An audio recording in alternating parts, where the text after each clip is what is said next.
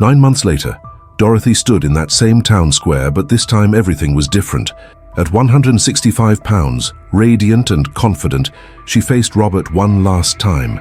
He was on his knees, desperate, tears streaming down his face. "Please, Dorothy, I love you. I always loved you," he begged in front of the entire crowd. But Dorothy's response would silence the whole town forever. Love doesn't humiliate Robert. Love doesn't abandon someone at the altar. The crowd erupted in applause as she turned her back on him and walked toward her new life, leaving him there broken and alone. But how did this broken woman transform into someone so powerful? Let me tell you her story. Dorothy Miller stood at that altar like she'd dreamed about since she was a little girl. 28 years old, 285 pounds, wearing her grandmother's wedding dress that barely fit. Her heart was pounding so hard she could have sworn everyone in that little church could hear it. The flowers were perfect. The music was playing just right, and there she was, waiting for Robert to say "I do." But when she looked into his eyes, something was terribly wrong. Robert's face went pale as a ghost. His hands started shaking, and Lord have mercy, the look he gave her. It wasn't love, it was pure disgust. I can't," he whispered, just loud enough for the first row to hear. "I'm sorry, I can't do this." The whole congregation went dead silent. You could have heard a pin drop in that church. Dorothy felt her world crashing down around her like a house of cards in a hurricane. "Robert?" she whispered, reaching out for his hand. "Honey, what's wrong?" But he was already backing away from her, shaking his head like she was some kind of disease. "I'm sorry, Dorothy, I can't marry you looking like that." Then he turned around and ran. Actually ran down that aisle like the devil himself was chasing him. Left her standing there in front of God and everybody, with her mouth wide open and her heart breaking into a million pieces. The church exploded, people gasping, whispering, some even laughing. Cell phones came out, recording her worst moment. The minister just stood there, not knowing what to say or do. Dorothy's knees buckled. She collapsed right there at the altar, her dress tearing at the seam. The humiliation was so thick you could have cut it with a knife. She could hear the cruel laughter, see the phones pointing at her, capturing every second of her shame. Oh my God, did you see that? Poor thing, but honestly, what did she expect? Robert's probably relieved. That was it. Dorothy scrambled to her feet and ran. Ran right out of that church, crying so hard she could barely breathe, leaving behind her dreams, her dignity, and any hope she had left. But nobody there knew that this devastated woman would make a comeback in a way that whole town would never forget. Dorothy didn't leave her house for a whole week, not once. She pulled those curtains tight and locked herself away from the world like a wounded animal hiding in its cave. She couldn't eat, couldn't sleep, could barely breathe without feeling that crushing weight on her chest. All she did was cry. Cried until her eyes were so swollen she looked like she'd been in a fight. Cried until there weren't any tears left, and then somehow found more. The wedding dress was still hanging there in her closet, mocking her every time she walked by. Outside she could hear them, the neighbors walking past her house, their voices carrying through those thin walls. "Did you hear about poor Dorothy Miller? Left at the altar, can you believe it?" Well, honestly, what did she expect looking like that? Each whisper was like a knife twisting in her heart. The abandoned bride, that's what they were calling her now, not Dorothy. Not the sweet girl who used to help at the church bake sales or volunteer at the food drive. Just the abandoned bride. But the worst news came on day 5. Mrs. Betty, her mama, came knocking with tears in her own eyes. "Sweetheart, I hate to tell you this, but..." Her mama's voice cracked like old wood. "Robert, he's already left town with Susan Martinez." Susan Martinez. The town's beauty queen with her perfect figure and her perfect smile. 25 years old, a size 4. Everything Dorothy wasn't and never could be. "He's been seeing her behind your back for months, honey. I'm so sorry." That night was the lowest point of Dorothy's entire life. She stood in front of that bathroom mirror, staring at herself under those harsh fluorescent lights. Every flaw, every extra pound, every imperfection seemed magnified 100 times. "Look at you," she whispered to her reflection. "No wonder he ran. No wonder nobody could ever love you." Her mama tried everything, brought soup, said prayers with her, held her while she sobbed, but nothing worked. Nothing could fix the hole that Robert had torn right through her soul. But it was precisely in this moment of total despair that she found something that would change her life forever. On day 8, Dorothy found it. That cruel letter Robert had left on her kitchen table before running off with Susan. She'd been too devastated to read it before, but now she needed to know. Her hands shook as she unfolded that piece of paper. The words hit her like a slap across the face. "Dorothy, I can't marry someone like that. I tried to love you, but I just can't do it anymore. You deserve someone who can accept you as you are. I'm not that person, Robert. Someone like that." Those 4 words burned into her soul like a branding iron. She read them over and over until she memorized every cruel letter. That's when something inside Dorothy snapped. Not broke, snapped. Like a rubber band stretched too far, something deep in her core just let go with a violent ping. She marched straight to her backyard, that letter clutched in her fist. Everything Robert had given her, photos, gifts, love letters, she threw it all in a pile. His old sweater that still smelled like his cologne, the promise ring he'd given her 2 years ago, even the little stuffed bear from their first Valentine's Day. She struck a match and watched it all burn. The flames danced higher and higher, turning her past into ash and smoke. "Dorothy, honey, what are you doing?" Mrs. Betty came running out, worried sick. "I'm done, Mama," Dorothy said, her voice steadier than it had been in weeks. "I'm done being the woman everyone pities. So I'm done being someone like that." Her mama sat down beside her on the back steps, watching the fire crackle. "Baby girl, don't let that coward define who you are." "He won't," Dorothy whispered, and for the first time in 8 days, there was steel in her voice. "I'm gonna show that coward who I really am. I'm gonna become someone he'll regret losing for the rest of his worthless life." The next morning, Dorothy drove 2 towns over to see Dr. Williams. She couldn't face their local doctor. Too much shame, too many questions. When she stepped on that scale, the numbers glared back at her. 285 pounds. "I want to change everything," she told the doctor, "whatever it takes." But what she didn't know was that the journey she chose would be hell on earth and would nearly kill her. Dr. Williams hadn't been kidding when he said it would be hard. Dorothy's new diet was like living in a prison. 200 calories a day, no sugar, no bread, no comfort food at all. Just lean protein, vegetables, and water. Lots and lots of water. The hunger was the worst part. It gnawed at her stomach like a wild animal trying to claw its way out. Some nights she'd lie awake, stomach cramping so bad she'd curl up in a ball and cry. Twice she fainted at the grocery store, her body just giving out from the shock of eating so little. But the physical pain was nothing compared to the walks. Every morning at 5 a.m., Dorothy would drag herself out of bed and walk. 1 mile the first week, then 2, then 3. Her feet blistered inside her old sneakers. Her legs ached like she'd been hit by a truck. Every step felt like torture, but she kept going.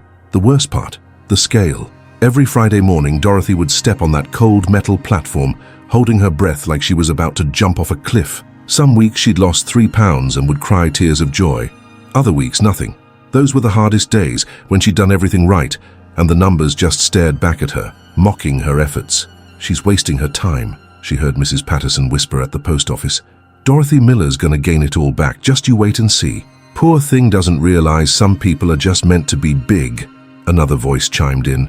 Those words cut deeper than any physical pain. The whole town was watching, waiting for her to fail, placing bets on when she'd give up and go back to being that poor abandoned bride. But there was one person who believed in her. Mr. Frank at the corner pharmacy would smile every time she came in for her vitamins. "You're looking good, Dorothy," he'd say with genuine kindness. "Keep it up, girl. You're stronger than you know." On her darkest days, those few words from Mr. Frank were the only thing that kept her going.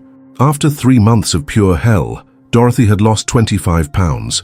She was exhausted, hungry, and ready to quit when Mrs. Betty burst through her front door with news that changed everything. "Dorothy, honey," her mama said, breathless from running, "Robert's coming back to town next week." And when she was about to give up, news came that changed everything. Robert was coming back. 8 months. That's how long Robert had been gone when he came crawling back to town, like a beaten dog with his tail between his legs. Dorothy was at the grocery store when she first saw him, thinner than before, his clothes wrinkled, dark circles under his eyes like he hadn't slept in weeks. She'd lost 65 pounds by then, down to 220, and people were starting to notice. Her face was sharper, her clothes looser, but she still had a long way to go. When Robert spotted her in the cereal aisle, his jaw just dropped. "Dorothy," he said like he couldn't believe his own eyes. Is that really you?" Her heart started pounding so hard, she thought it might burst right out of her chest.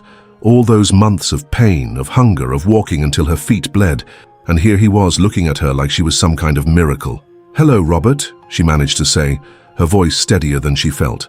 He stepped closer, and she could smell that same cologne, see those same blue eyes that used to make her weak in the knees. Wow, you look amazing. I mean, really amazing." Word spread through town faster than wildfire.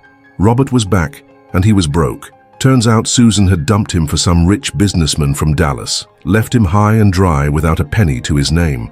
The big city dreams had turned into a nightmare, and now he was staying in his mama's basement like a teenager.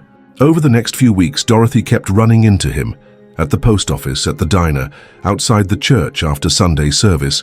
Each time he'd try to start up a conversation, his eyes following her like she was the most fascinating thing he'd ever seen. "I made a mistake, Dorothy," he said one afternoon outside the pharmacy. "The biggest mistake of my life. I was young and stupid, and I didn't know what I had." Those words hit her like a punch to the gut. The man who'd left her broken and humiliated at that altar was now saying he was wrong. Part of her, the part that still remembered loving him, wanted to believe it, wanted to forgive and forget and pretend like none of it ever happened. But another part of her remembered that letter. Someone like that. The laughter. The phones recording her worst moment. "You left me, Robert," she whispered. "You left me standing there like a fool." "I know," he said, and for a moment she almost believed the tears in his eyes were real. But Robert was scheming something dirty, a plan to win her back that would test all the strength she had built. Robert's desperation grew like a cancer as he watched Dorothy continue to transform. She was down to 185 pounds now, 100 pounds lighter than when he'd left her at that altar. Every week she looked more beautiful, more confident, and he could see other men starting to notice her too. That's when his dirty plan kicked into high gear. He started showing up everywhere with flowers, cheap gas station roses at first, then expensive bouquets from the florist 2 towns over. Every morning, Dorothy would find them on her doorstep with handwritten notes. "For the most beautiful woman in town. I'm sorry, Robert. I never stopped thinking about you. Please give me another chance. Robert." The flowers turned into serenades. Can you believe it? This grown man standing outside her house at night with his old guitar, singing love songs loud enough for the whole neighborhood to hear. Mrs. Peterson from next door would peek through her curtains, shaking her head at the spectacle. "Dorothy, my darling Dorothy," he'd croon off-key. "I was a fool to let you go." The whole town was watching this circus, and Robert knew it. That was part of his plan, to make it so public, so dramatic, that Dorothy would feel pressured to take him back just to end the embarrassment. But the worst part was when he cornered her outside the church after Sunday service, right in front of everyone. He dropped to his knees on that concrete sidewalk, tears streaming down his face like a broken faucet. "Dorothy, please," he begged loud enough for everyone to hear. "I love you. I've always loved you. I was just scared because you were too good for me, too pure, too perfect." The crowd gathered around like vultures watching roadkill. Some women were actually crying, thinking it was romantic. Dorothy stood there frozen, torn between the part of her that still remembered loving this man and the part that remembered how he'd destroyed her. "I always loved you just the way you are," Robert said, grabbing her hands. "Before, now, forever. The weight never mattered to me, Dorothy. It was never about that." But Dorothy knew better. She remembered that letter, those cruel words. "I can't marry someone like that." The whole town was holding its breath, waiting to see if she'd fall for his lies. And when everyone thought she would fall for his smooth talk, that's when Dorothy showed what she was made of. The next Saturday, Dorothy walked into the town square like a woman on a mission. At 180 pounds, she moved with a confidence that made people stop and stare. Word had spread that Robert was going to make another grand gesture, and half the town had gathered to watch the show. There he was, standing by the old fountain with another bouquet of roses, practicing his speech like some kind of actor. When he saw Dorothy approaching, his face lit up like Christmas morning. "Dorothy, honey, I knew you'd come," he started, but she held up her hand to stop him. "No, Robert," she said, her voice carrying clear across that square. "You're gonna listen to me for once." The crowd pressed closer. This wasn't what they expected. "For 8 months I've been rebuilding myself from the ground up," Dorothy began, her voice getting stronger with every word. "Not because I was broken, but because you made me believe I was. You took a woman who loved you with every fiber of her being and convinced her she wasn't worth loving." Robert's smile started to fade. "Dorothy, I'm not finished." she shouted, and the whole square went dead silent. "Do you remember what you wrote in that letter? I can't marry someone like that." Those words nearly destroyed me, Robert.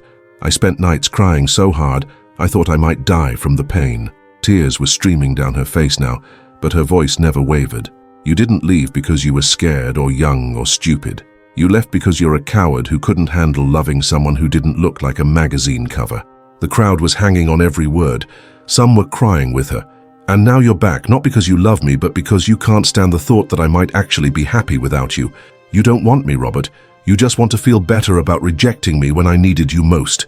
Robert stood there speechless, his roses wilting in his hands.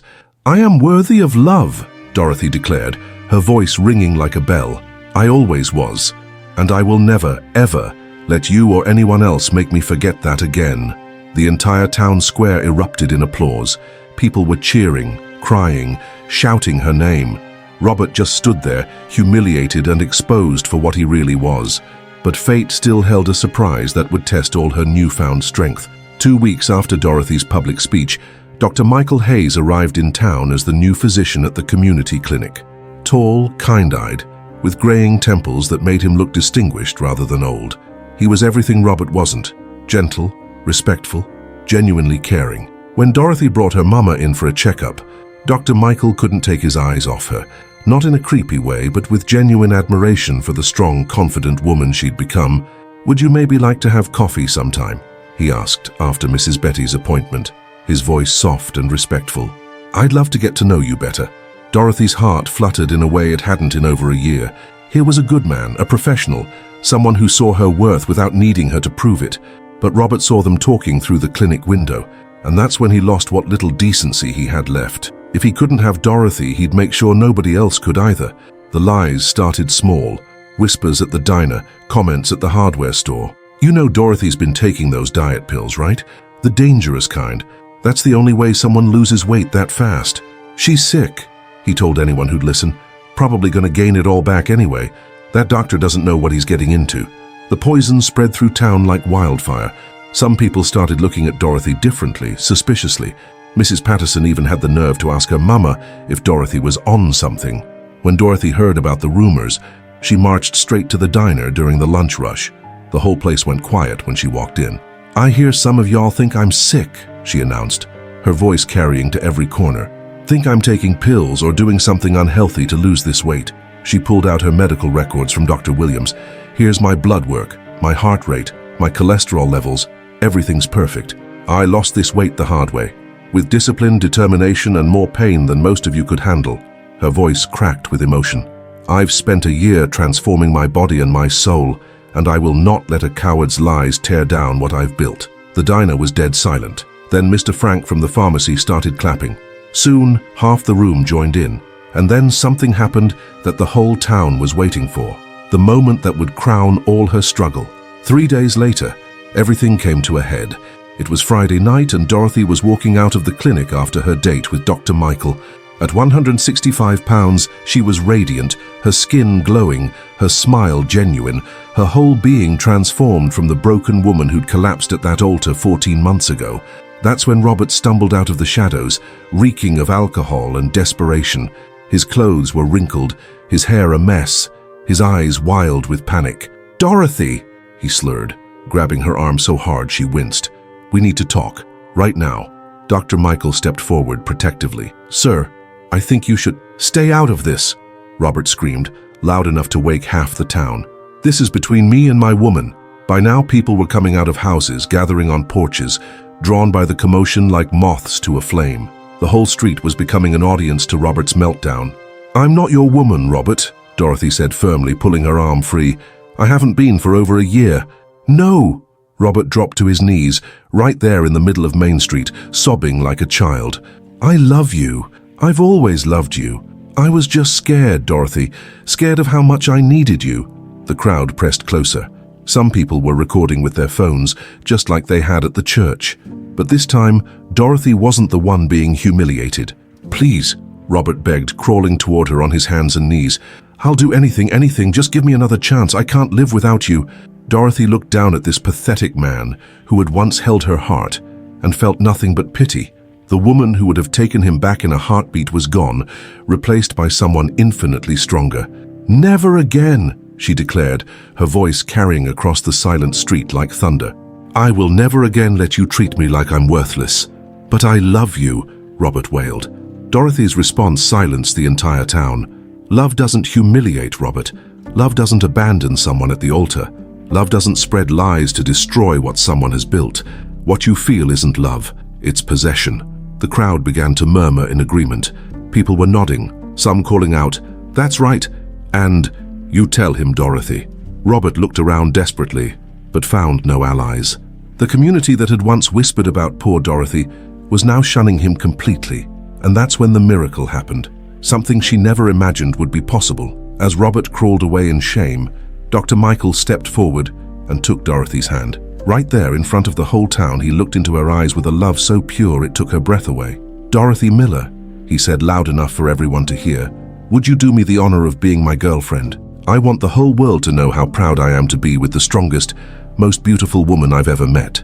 The crowd erupted in cheers. Mrs. Betty was crying tears of joy. Even Mr. Frank was wiping his eyes. This was the miracle Dorothy never saw coming. Not just love, but public, proud, unwavering love. 6 months later, Dorothy stood at the same altar where her nightmare had begun. But this time, everything was different.